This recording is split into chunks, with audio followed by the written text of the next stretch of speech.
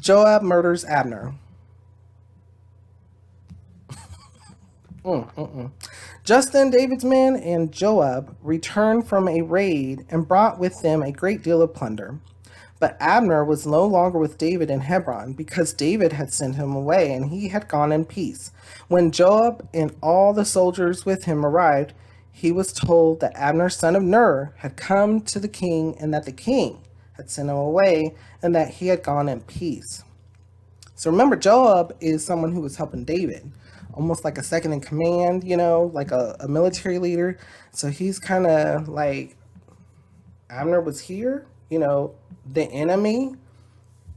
What's going on? These two people, Abner and Joab, were kind of in the similar positions. So let the drama begin, right? Let's see what happens. Let's continue to read. So Joab went to the king and said, "What have you done? Look, Abner came to you. Why did you let him go? Now he is gone. You know Abner, son of Ner. He came to see you and observe your movements and find out everything you are doing." Joab then left David and sent messengers after Abner, and they brought him back from the well of Sirah. But David did not know it. Now, when Abner returned to Hebron, Joab took him aside into the gateway as though to speak with him privately, and there, to avenge the blood of his brother Ashahel, Joab stabbed him in the stomach and he died. So it wasn't just, here's this other commander, what is he doing? This is our enemy, or was he trying to take my position? But he also was still angry because he wanted to avenge his brother. So he kind of tricked Abner into returning, and Abner has now been killed by Joab, by Joab himself.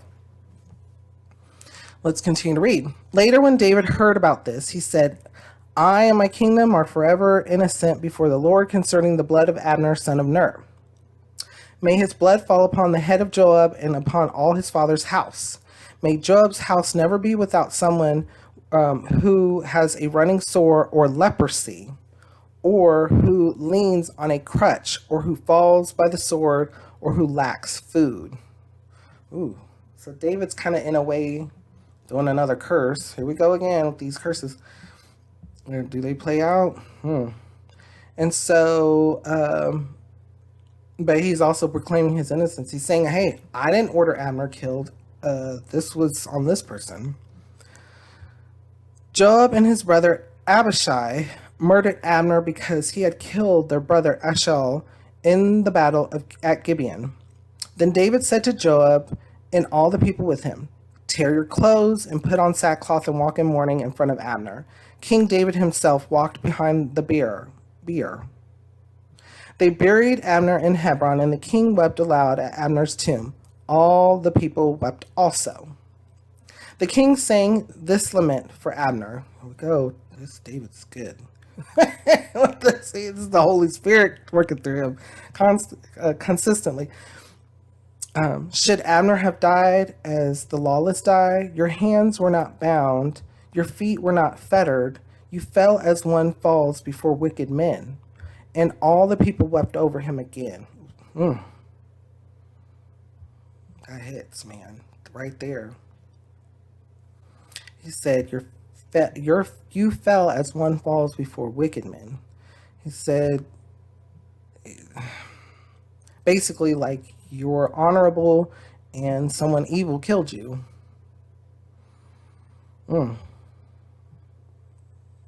Yep, that was to Job. And that's deep right there. Let's continue to read. And then they all came and urged David to eat something while it was still day. But David took an oath, saying, "May God deal with me, be it ever so severely, if I taste bread or anything else before the sun sets." And that's another thing I'll get into in just a moment about those oaths. All the people took note and were pleased. Indeed, everything the king did pleased them. So on that day, all the people in all Israel knew that the king had no part in the murder of Abner, son of Ner. Then the king said to his men, do you not realize that a prince and a great man has fallen in Israel this day? And today, though I am the anointed king, I am weak, and these sons of Zeruiah are too strong for me. May the Lord repay the evildoer according to his evil deeds.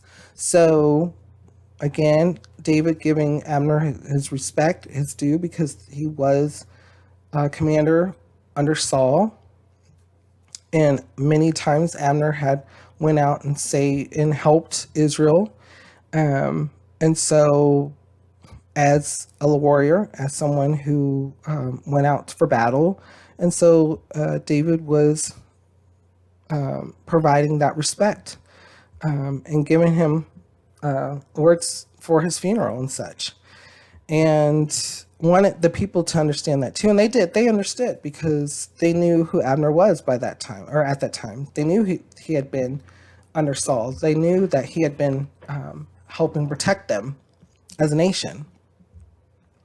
And so there's just a lot here. And David allows for the Holy Spirit to work through him in this. And so what kind of, bringing past to present, something at like funerals and such. Is there drama at funerals sometimes? Is there, do we allow for people to have some type of respect in their passing, or respect people who have done, may have not been a great person, but they may have done something. They may have been a father or a mother or a sister or a brother or an aunt, an uncle, a grandparent, or just something in society. Do we allow for at least some type of respect, or do we not? There's a lot here. There's lots of thoughts and feelings. And I know that sometimes people feel like, no, people don't deserve respect because they were too wicked, or they themselves were wicked and such. So there's a lot to think about that on different viewpoints.